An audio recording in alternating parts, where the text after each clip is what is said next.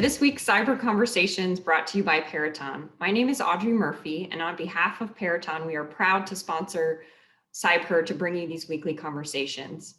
For those of you who are joining us for the first time today, CybHER is a program out of Dakota State University in Madison, South Dakota that works to motivate, empower, and educate young women in cybersecurity. I'm also joined today by Kanthi, CybHER's Chief of Operations. Just as a reminder, if at any point during the program you have a question, you can ask it via the Q&A at the bottom of your screen. I'm very honored to introduce today's speaker, Jennifer Napper. Jennifer is the Vice President of Peraton's Army Cyber Business Unit. She's a retired Major General of the U.S. Army with more than 30 years of experience in cybersecurity, telecommunications, and information technology. She culminated her military career by serving as the Director of Policy, Plans, and Partnerships for the U.S. Department of Defense Cyber Command. There, she developed long-range campaign plans, strategy, and policy while working within the interagency on national policy for cyberspace. Jennifer holds a bachelor's degree from Texas A&M and master's degrees from both the Army Command and General Staff College and the U.S. Army War College. Jennifer, thank you so much for being here today. Oh, Audrey, thank you so much for asking me to come in. It's great to come join a fun organization like this, and thanks to Kanthi and her team who run this wonderful organization. So it's kind of fun to start with, well, who is Jennifer? Or I'll tell you a little bit more about myself besides the bio.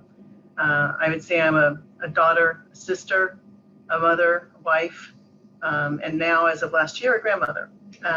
So got my hands full in those areas. I did join the Army in 1980, and 34 years later, retired from it, and have had the last 7 years working as a vice president in various high-tech companies, which is really exciting work. And so I would just say there's 4 things I want you to walk away with, right? 4 easy lessons that I would say are worth learning. One is a career path is not a straight line. There are lots of interesting branches off of it. You heard her say I majored in biology. I thought I was going to be an Army doctor. I think I got the Army part right, not so much the doctor. So the Army put me into something called the Signal Corps, which is all about communications. And so I learned how radios were made and how to make communications work across a battlefield for a variety of different organizations. Later, I got to command a very large organization called NetCom, Network Enterprise Technology Command, about 16,000 people in 22 countries. And they really were the whole backbone of the Army's communications globally, and were responsible for all the cybersecurity at the time. It's before Cybercom.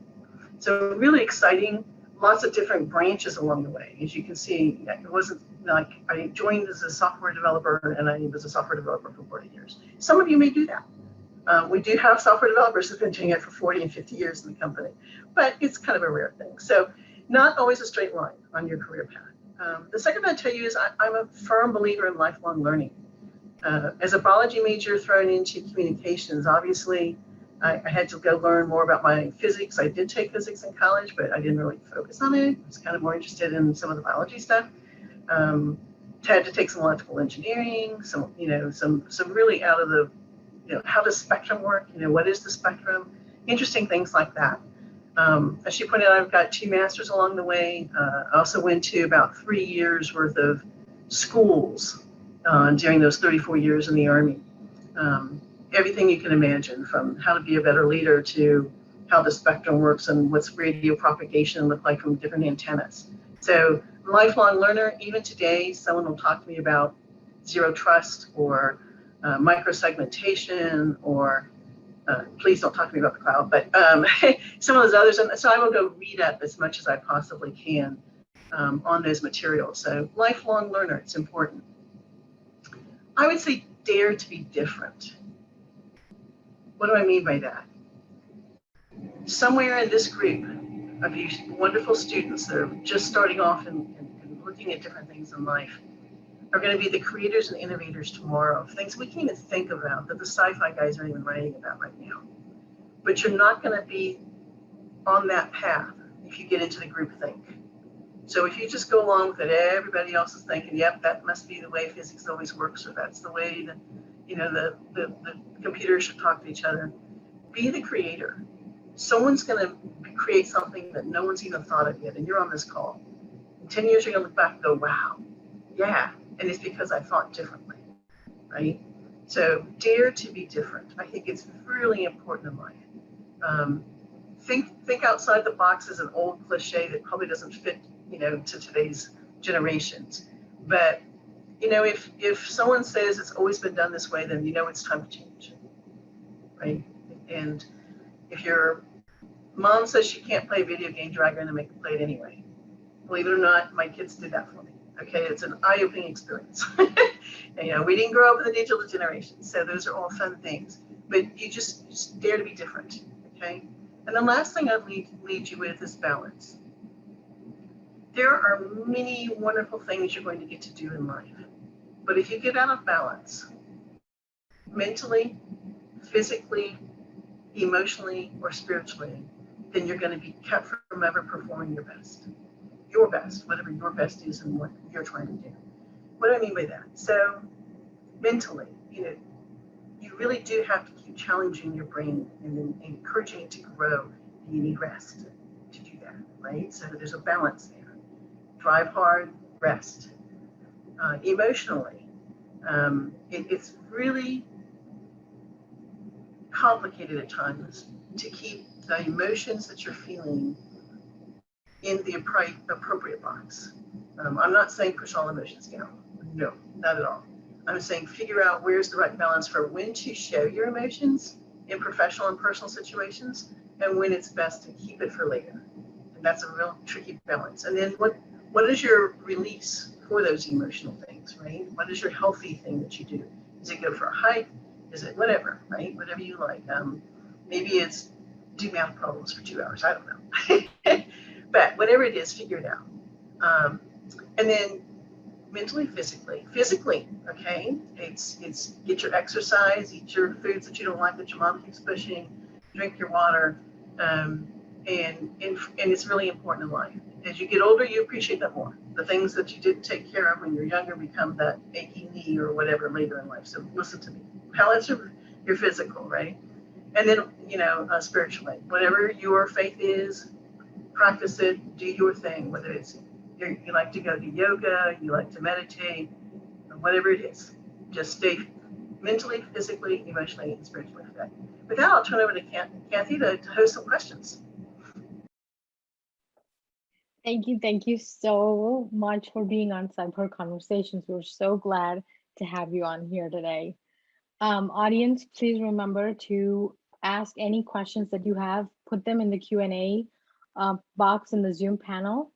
So while they're thinking of questions, let me go ahead and ask you a couple of questions that I thought of while going through your bio, right? So my most important question is, what does your day-to-day look like? You're the vice president of the Army Cyber Business Unit. That's impressive, like majorly impressive. So what does your day-to-day look like? But there's two parts to a vice president's job. The first part is running the actual operations that we support the Department of Defense with in the Army and in our cyber organizations. So we have contractors that work in Cyber Command and in Army Cyber, and we have software developers developing the next software for the Army on training information systems. We have guys running data centers out in Kentucky and a whole bunch of other stuff, right? So every day, making sure all that's running smoothly, that we've got all the right people we need, that the recruiters are getting the right people in, that we're delivering what we need to the government for their very, very important missions. That's priority one. We support some of the most important missions in the country, and we want it to always be done 100%. The second part is to look for other opportunities. Where is there someplace else in the Army that needs the same capability that we're doing over in one place, right? So how can we take the software that we're developing over in the TRANOC area and say that kind of a COTS integration, a commercial software integration program, how would that work for someone that's working over in, say, the field artillery or something?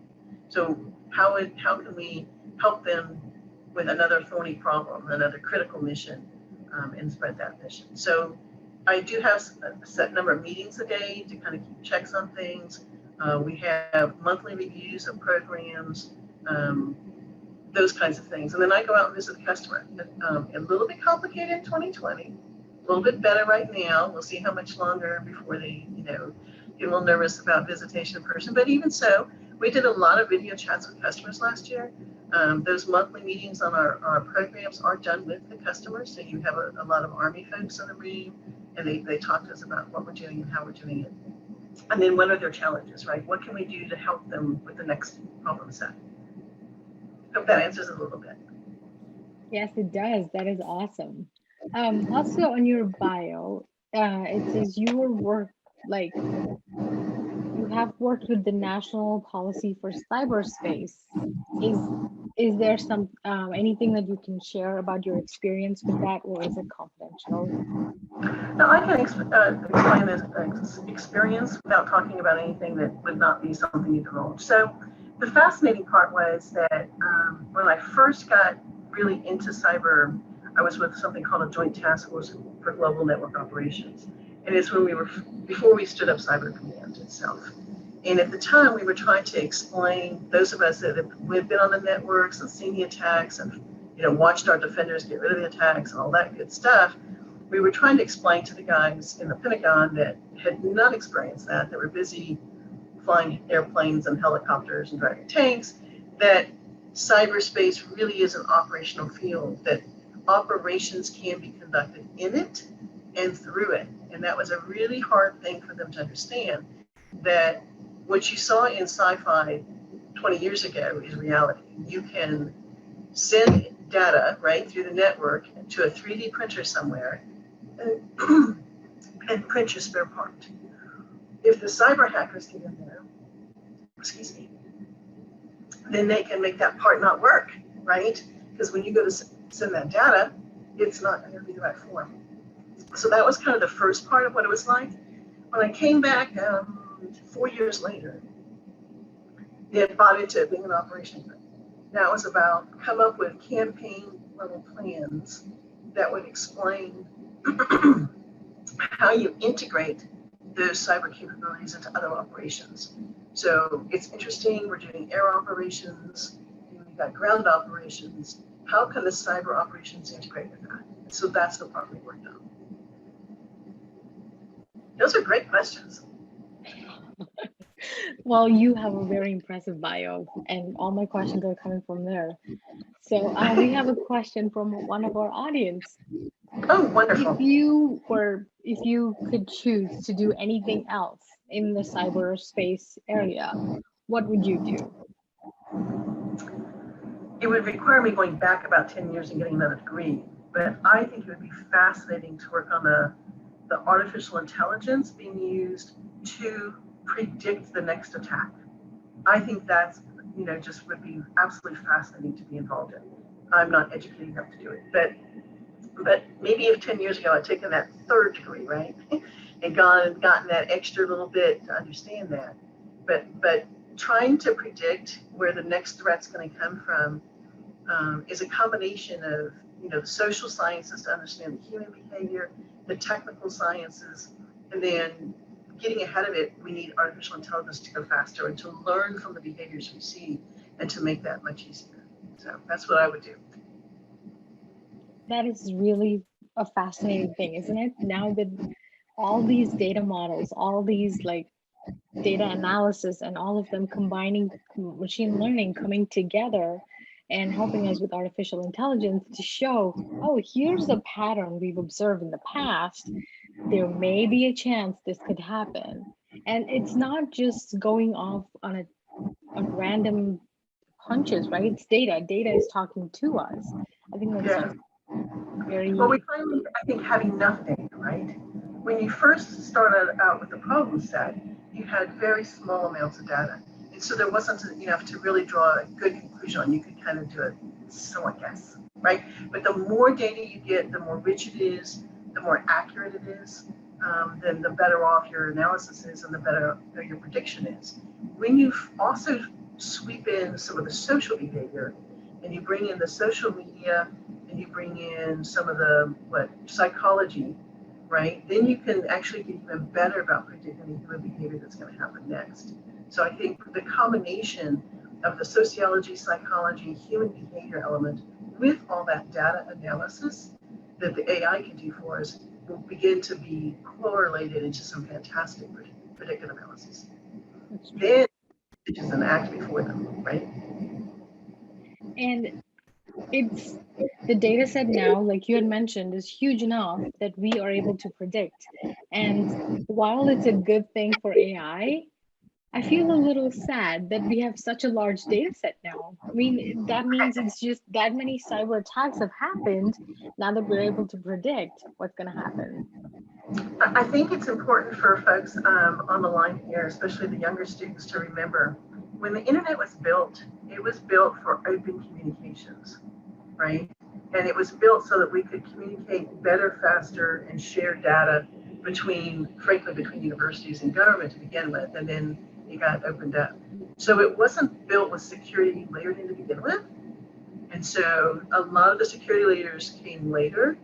And so unfortunately, that openness is still there. And so it does allow anybody to connect anywhere, not necessarily anonymously, but anyone to connect anywhere and do things with software, ransomware, spyware, all the other nefarious types of software out there. Because they made it, not me. They made it so open to begin with, right? I have to tell you, I met one of the guys that was on the original team in the team of the internet.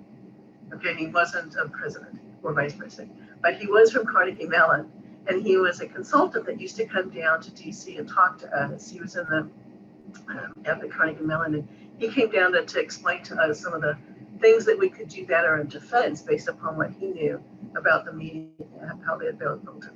His first name was Marty. I won't share last name, but fascinating. I mean, he's probably only about 5 years older than me. You think about that, That's fantastic. Today, in the digital age for us, most of our heroes, most of our inspiration, they're all like still here. They're not, I won't say they're not. Most of those inspirations, most of our heroes are still here. Like they're our contemporaries right now. And I think it's just amazing. We live in a world where our contemporaries become our heroes, and it's just awesome. Like I said, out of this group, they're going to be the creators and innovators that are going to solve tomorrow's problems that we don't even know about yet. You're going to develop something that even the sci-fi guys aren't putting in the movies yet. And it's going to be awesome. It's funny. I'll tell you one short story. When we were first putting message traffic across the battlefield, it was very laborious. It was preset formats, the burst of it across a radio system, right? So you could get about 9 lines of data, right? And then the radio would, disconnect or whatever. And that was in the lifetime of my daughter, okay? I'm serious about this. So you have to think about that. In your mother's lifetime, all this has changed dramatically, right? Fast forward up in Alaska, we were trying to connect all the computers in the offices, and that was in 95 and 96. And we didn't have the right tools or the background. We were literally slinging the cables up through the office tiles above the office and dropping them down and plugging them into the computers from a router. Yeah, I know, I can't make this stuff up. So unfortunately, someone's had to go clean that up and secure it and all those things, and it's probably long gone. But I mean, that's what I mean by you have to dare to be different, think differently. Someone told us they didn't have the money to put in the infrastructure, so we just did it ourselves, and we connected, and we had an ability to do email on the installation, which, in 95 was like a miracle. I know it's hard to believe that because that's 26 years ago now. But even back then, now you guys don't do email. I know. Other questions?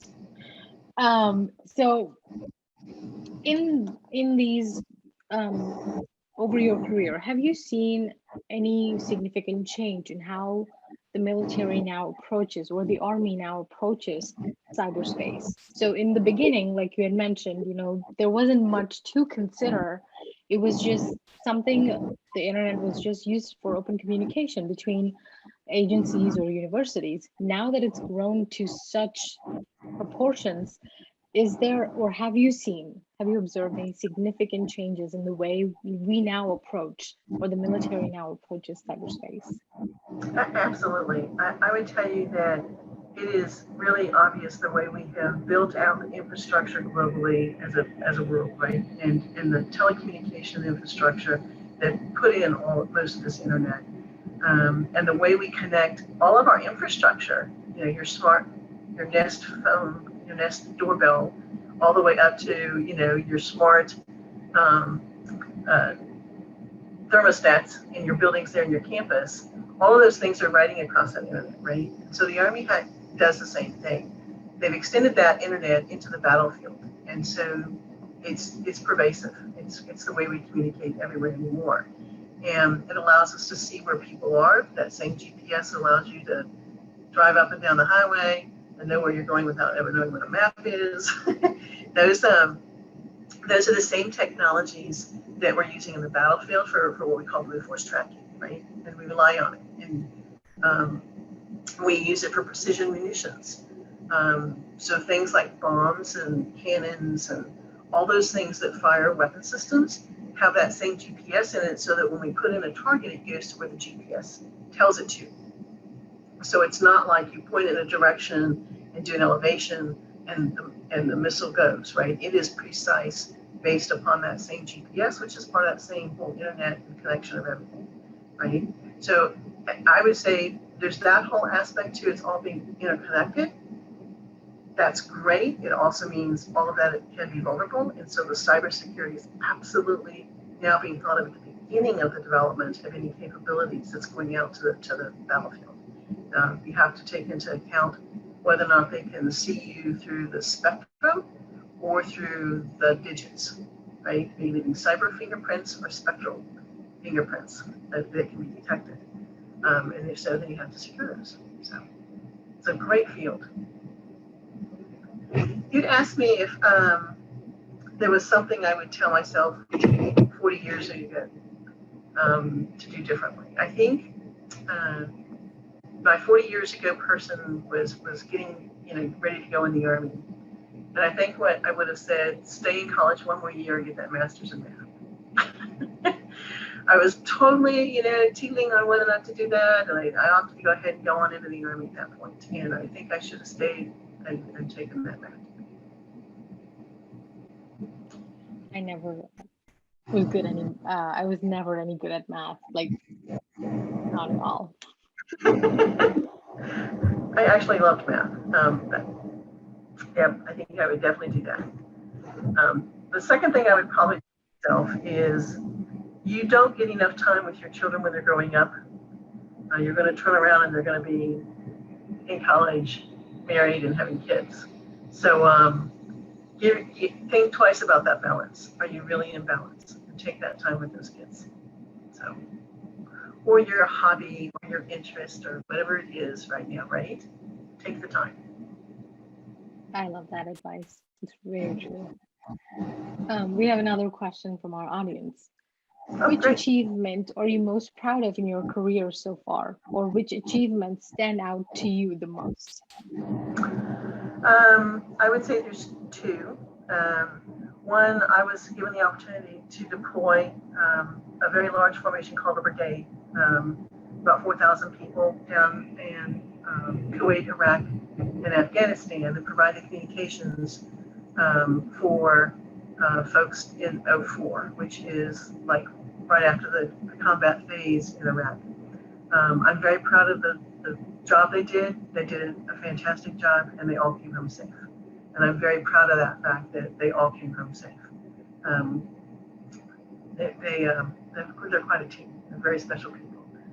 I would say the second thing that, in career-wise, that I'm most proud of is the changes we made when I was at NetCom. That being a very large organization we made some huge changes to head towards an enterprise. At the time, every single post-camping station in the Army was doing its own thing with its separate servers, and it was just a mess, let's be honest. And so, coming to enterprise email and getting data center consolidation started and down the path to really getting the common IT infrastructure for the Army. Two big things. Those are wonderful. What's one risk that you took in your career that paid off?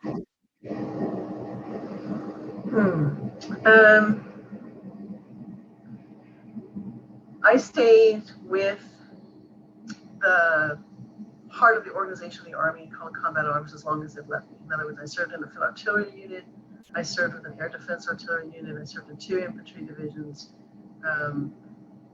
A lot of folks went off and did some other opportunities across the Army and didn't deploy as much and weren't in the field as much. And I think it paid off. I was blessed to have a wider background of understanding of the Army because I served in so many different types of organizations. And I didn't sit myself in one type. A lot of folks spend their entire time in one type of organization, like an infantry unit forever. Right? Different sizes, different places, but it's still an infantry unit. And I think that helped me a lot to understand the differences in the Army and to see a wide variety of people from all over our country and our Army. So I think that paid off well. What would you like your lasting impact to be? In anything, your lasting impact. My lasting impact. I hope I encourage other young ladies and young men to take a risk, to dare to be different, get out there and go for what you believe and what you dream about. Don't be afraid to say, nope, this one's not for me, and try a branch. There's other branches on that career path, and have fun. Have fun. So I hope I encourage folks to do that. I have a question. So what's the coolest thing that you've ever done? This one's easier. I jumped out of I was never airborne qualified or anything, and so just before my 50th birthday, I talked my sergeant major, the senior non-commissioned officer, his birthday the same week as mine, that we would go jump out of a perfectly good airplane, and we got to do a tandem jump with the Golden Knights right outside of Fort Bragg. And I've got this beautiful picture of us jumping out of the airplane, 13,000 feet up there, free falling for a great way. And a tandem jump means he has the parachute. So I just got to ride, but it was awesome. Nothing compares to jumping out. I know for a fact because I did that for my birthday once. Oh, that's awesome. And it's just, I felt like a bird. It did. It was wonderful. It was so quiet. I mean, now, jumping with the Army means I have helmets. It's wonderful. So, well, I know you have to wrap up, but thank you so much for having me here. Thank you for all you're doing with your CybHER organization and the young ladies across your area. And I wish all of you well. Thank you. Thank you so much. I am going to launch a quick poll to those of you who are attending right now. Please follow CybHER on all our social media, Instagram, Facebook, Twitter. We also have a YouTube channel. All recordings of CybHER conversations are posted on the YouTube channel. And also for upcoming conversations, guests, and other information, please visit our website, cyber.org. And thank you all so much for joining us today. I'm so glad you got to hear Jennifer talk. Thank you all and have a very good night.